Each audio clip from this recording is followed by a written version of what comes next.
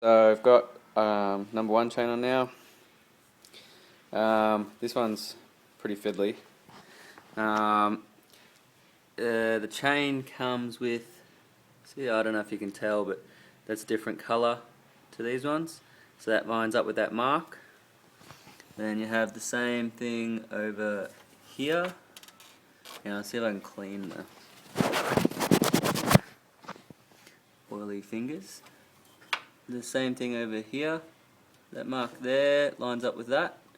And then down the bottom, I don't know if you can see, there is a gold one that lines up directly opposite this, and there's a marking there as well. That's really fiddly to get. Once you got it there, then you have to get this number one idler in. These are just idler sprockets, this one and this one. This is two, this is one.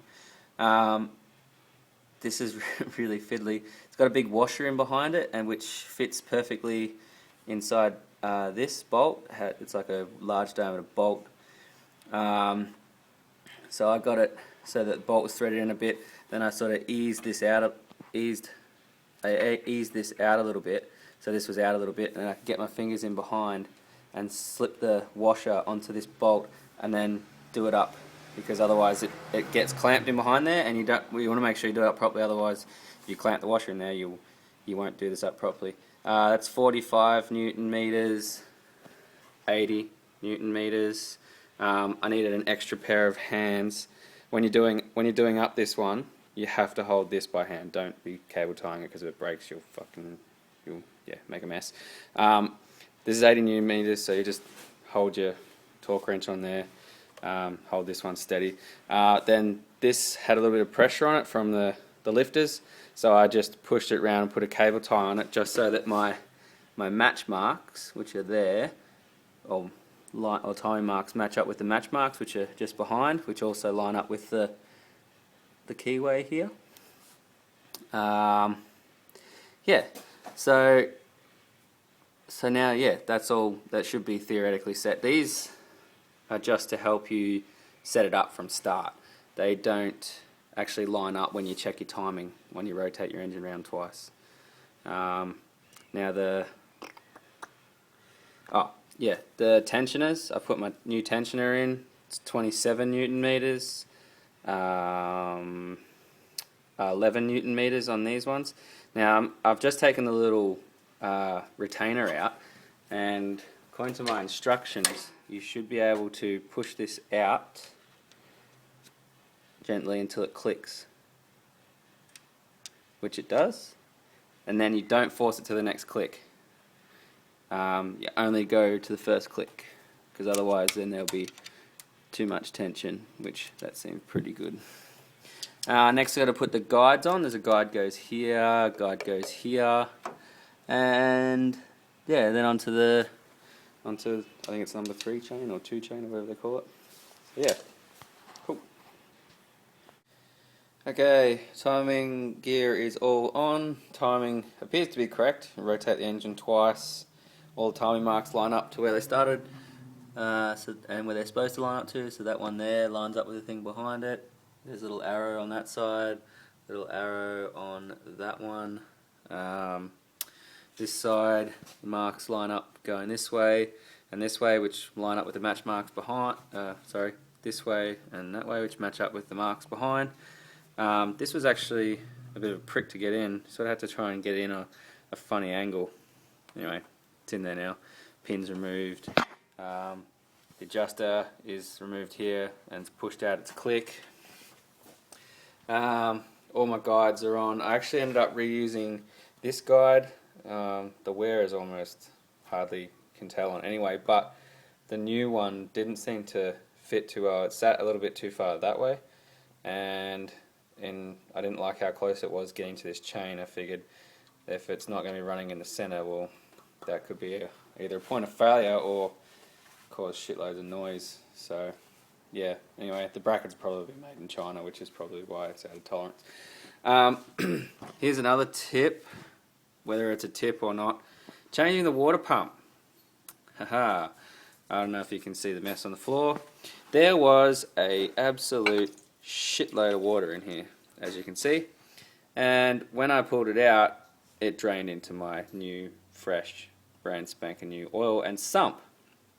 I don't know, maybe I'm a fucking noob and I should have known better, but anyway, if you have got fresh oil in there and you want to save it, drain it before you start this job.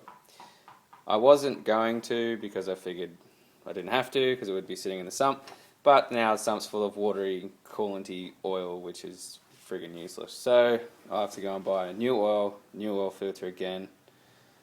Actually, I might get away with the oil filter, but I think I'll do it anyhow. So yeah, this side was fiddly. The cams are under pressure from the lifters to be in the right position, and of course, so when you get your spanner on here to get it into the right spot, it's just on the right spot, and then it flicks, you know, past the cam lobe, and it's really difficult to get it right. So when you haven't got it exactly perfect here, getting these to fit onto the dowels is actually really quite a bit difficult. And yeah, having them all line up properly. But got there in the end. I ended up having a spanner onto this cam to get, got this one lined up as close as I possibly could. Then pulled it back with the spanner so that I could get the little gold chain link to line up wherever it is. I think it's that one there. So that's got to line up with this.